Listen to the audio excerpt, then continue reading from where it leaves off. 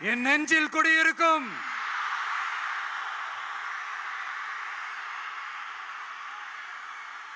புதுச்சேரி மக்கள் உங்கள் அனைவருக்கும் என்னுடைய வணக்கம்.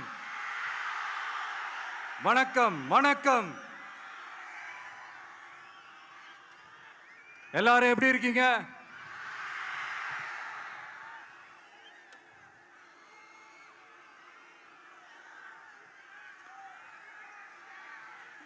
இந்த ஒன்றிய அரசுக்கு தான்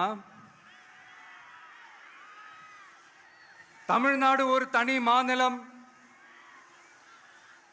புதுச்சேரி ஒரு தனி யூனியன் பிரதேசம். அவங்களுக்கு தான் தமிழ்நாடு தனி, புதுச்சேரி தனி, இப்படிலாம் இருப்பாங்க. ஆனா நமக்கெல்லாம் அப்படி கிடையாதுங்க. நாமெல்லாம் வேறு வேறு கிடையாது. நாம் எல்லாரும் ஒண்ணுதான்.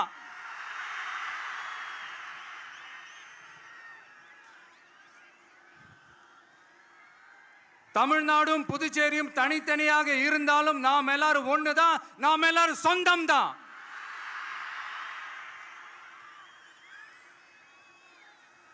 வேற வேற வீட்டுல, வேற வேற ஊர்ல, வேற நாட்டுல, வேற ஸ்டேட்ல இருக்கிறதுனால நாம் எல்லாரும் சொந்தங்கள் இல்லைன்னு ஆயிட முடியுமா? அது எப்படி முடியும்? இப்ப பாத்தீங்களா, ஒருத்தருக்கு ஒருத்தர் பார்த்துக்கும் போது அந்த பாச உணர்வு, அதுதாங்க, அது மட்டும்தான். அது இருந்துட்டாலே போதும், வேற எதுவுமே தேவையில்லை.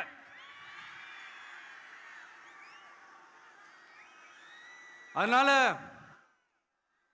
தமிழ்நாடு, புதுச்சேரி, கேரளா, கர்நாடகா, ஆந்திரா மட்டும் இல்ல, உலகத்துல எந்த மூலையில நம்ம வகைரா இருந்தாலும் அவங்க எல்லாருமே நம்மளோட உயிர் தான். அவங்க எல்லாருமே நம்மளோட உறவு தான்.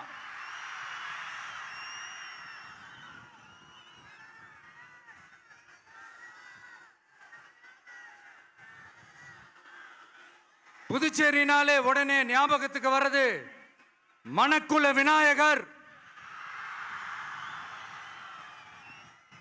அரவிந்தர் ஆசிரமம், வில்லியனூர் மாதான் சொல்லி இவங்க எல்லாரும் ஞாபகத்தில் வருவாங்க. அது மட்டும் இல்ல, மகாகவி பாரதியார் அவர்கள் இருந்த மண்,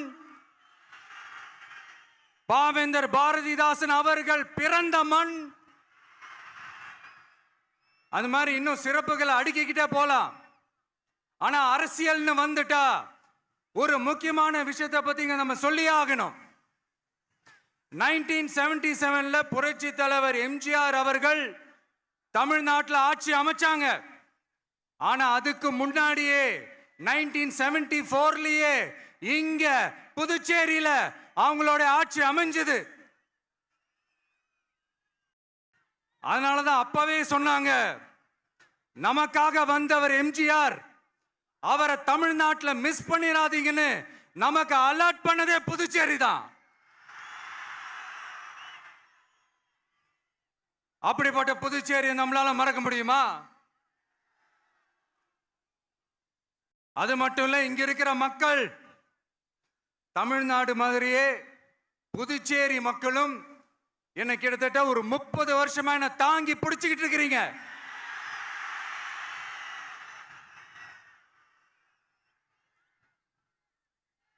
அதனால இந்த விஜய் தமிழ்நாட்டுக்கு மட்டும்தான் குரல் கொடுப்பான்னு நினைக்காதீங்க.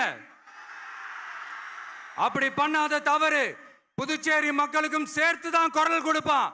அது என்னுடைய கடமையும் கூட. அதனாலதான் இங்க நீங்க ஃபேஸ் பண்ற பிரச்சனைகளை பத்தி இன்னைக்கு நான் பேசுறதுக்காக வந்திருக்கிறேன். அது மட்டும் இல்ல, இந்த புதுச்சேரி கவர்மெண்ட்டை பத்தி நாம சொல்லியே ஆகணும். இது டெஃபினட்டா தமிழ்நாட்டில் இருக்கிற மாதிரி நம்ம திமுக கவர்மெண்ட் மாதிரி கிடையவே கிடையாது. ஏன்னா வேற ஒரு அரசியல் கட்சி நடத்துற நிகழ்ச்சியாகவே இருந்தாலும் அந்த நிகழ்ச்சிக்கு தன்னெழுச்சியா வர நம்ம மக்களுக்கு பாதுகாப்பு கொடுத்து பாரபட்சமே காட்டாம இந்த கவர்மெண்ட் நடந்துகிட்டு இருக்கிறாங்க. அப்படிப்பட்ட இந்த புதுச்சேரி கவர்மெண்ட்டுக்கும் நம்ம புதுச்சேரி சிஎம் சார் அவர்களுக்கும் இந்த நேரத்தில் என்னுடைய மனப்பூர்வமான நன்றிகளை தெரிவிச்சுக்கிறேன். இத பார்த்தாவது தமிழ்நாட்டில் இருக்கிற அந்த திமுக கவர்மெண்ட் கத்துக்கிட்டா நல்லா இருக்கும்.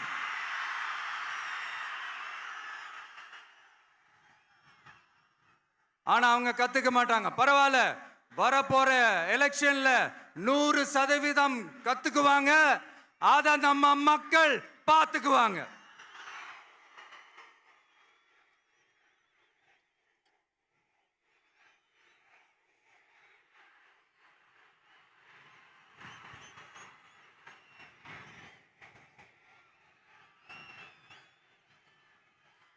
புதுச்சேரியில் இருக்கிற கவர்மெண்டோட கூட்டணி ஆட்சியில இருந்தாலும் புதுச்சேரிய ஒன்றிய அரசு எதிலையுமே கண்டுக்கல என்றது புதுச்சேரி மக்களான உங்களுக்கு நல்லாவே தெரியும்.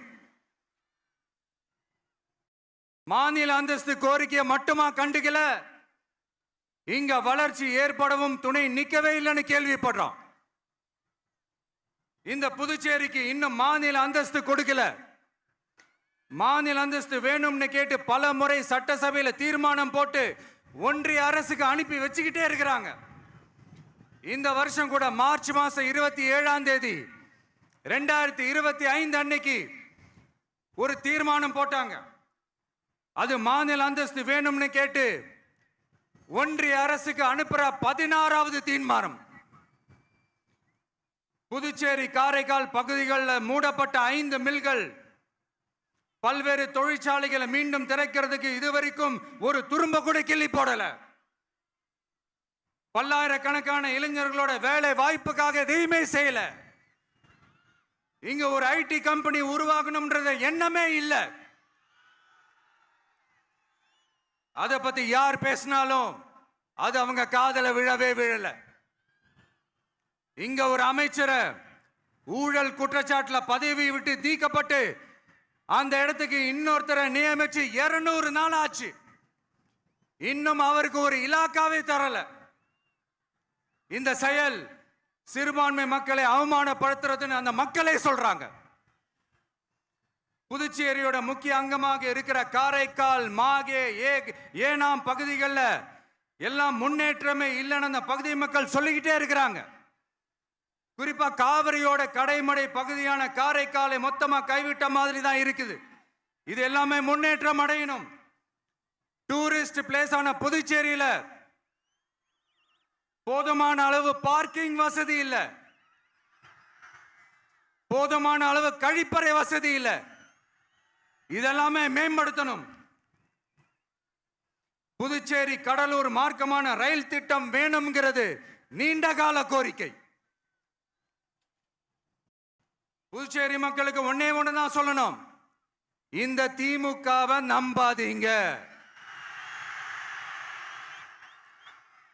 அவங்களுக்கு உங்களை நம்ப வச்சு ஏமாத்துறது தான் அவங்க வேலையே. நான் சொன்ன பல கோரிக்கைகளை எல்லாம் தீர்த்து வைக்கிறதுக்கு நம்ம புதுச்சேரி கவர்மெண்ட்டுக்கும் அதோட மக்கள் திட்டங்களுக்கும் ரொம்ப அக்கறையா உண்மையா துணை நிற்கிறோம். தமிழ்நாட்டை ஒதுக்குற மாதிரி புதுச்சேரியும் ஒதுக்க கூடாதுன்னு நாங்க கேட்டுக்கிறோம். கிட்டத்தட்ட 20 லட்சம் பேர் வாழ்ற யூனியன் பிரதேசமான புதுச்சேரி மத்திய நிதி குழுவில் இடம்பெறவில்லை. அதனால் மாநிலங்களுக்கான நிதி பகிர்தல் அடிப்படையிலும் யூனியன் பிரதேசங்களுக்கான நிதி பகிர்தல் அடிப்படையிலும் புதுச்சேரிக்கு நிதி ஒதுக்கப்படுவதில்லை. அதனால ஒவ்வொரு ஆண்டும் புதுச்சேரிக்கு தோராயமாகவே மத்திய அரசு நிதியை விடுவிக்கிறது. அந்த நிதியும் அரசு ஊழியர்களின் சம்பளம், ஓய்வூதிய தொகை உள்ளிட்ட திட்ட செலவுகளுக்கே சென்று விடுவதால் மீத தேவைக்கு வெளிச்சந்தையிலும் கடன் பத்திரங்களை கடன் வாங்குகிறது புதுச்சேரி. இந்த நிலைமை மாறணும்னா ஒரே வழி, மாநில அந்தஸ்து நம்ம புதுச்சேரி மக்களோட பல்லாண்டு கால கோரிக்கை. புதுச்சேரிக்கு போதுமான நிதி வரத்து இல்லாததுனால வெளியே கடன் வாங்க வேண்டியதா இருக்கு. புதுச்சேரியோட கடனை குறைச்சு தற்சார்பு பொருளாதாரத்தை வளர்த்தெடுக்க திட்டங்கள் வகுக்கப்பட வேண்டும். மாநில அந்தஸ்து வாங்கினா மட்டும் போதாது இல்லையா, தொழில் வளர்ச்சியும் தேவையாச்சே. புதுச்சேரி தென்னிந்தியாவின் முன்னணி இண்டஸ்ட்ரியல் ஹப்பாக மாற்ற எல்லா முயற்சிகளும் எடுக்க வேண்டும். இந்திய அளவில் ரேஷன் கடைகளே இல்லாத மாநிலம் புதுச்சேரி தான். ஏழை எளிய மக்களுக்கு வாழ்வாதாரமே ரேஷன் கடைகள் தான். மற்ற மாநிலங்கள்ல இருக்கிற மாதிரி இங்கேயும் அரிசி, சர்க்கரை, பருப்பு, கோதுமை, எண்ணெய்னு அனைத்து பொருட்களும் வழங்கும் முறை சீராக்கப்பட வேண்டும். கடைசியா மீன் பிடிக்க செல்லும் காரைக்கால் மீனவர்களை அடிக்கடி கைது செய்யும் இலங்கை கடற்படை அவர்களின் படகுகளையும் பறிமுதல் செய்து விடுகிறது. அதனால் நீண்ட போராட்டங்களுக்கு பிறகு அவர்கள் விடுவிக்கப்பட்டாலும் படகுகள் கிடைக்காததால் படு மோசமான நிலைக்கு தள்ளப்படுகின்றனர். இந்த நிலை மாற வேண்டும். நான் மறுபடியும் சொல்றேன், இந்த விஜய் புதுச்சேரி மக்களுக்காகவும் எப்பவும் துணை நிற்பான். வரப்போற புதுச்சேரி தேர்தல் களத்துல நம்மளுடைய தமிழக வெற்றி கழகத்தின் கொடி பட்டொளி வீசி பறக்கும். கான்பிடென்டா இருங்க, நல்லதே நடக்கும். வெற்றி நிச்சயம். மீண்டும் சந்திக்கும் வரை நன்றி, வணக்கம்.